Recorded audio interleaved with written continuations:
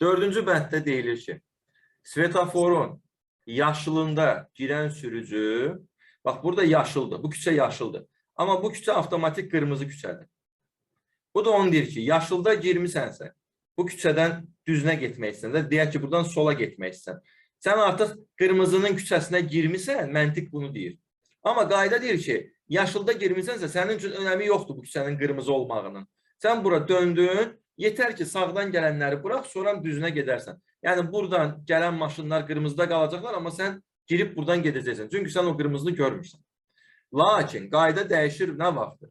Yaşılda girirsən, dönəndə hop, döndüyün yerdə bir dənə təzə svetofor tapırsan və svetoforun altında nişanənin stop xətti çəkilmiş olur.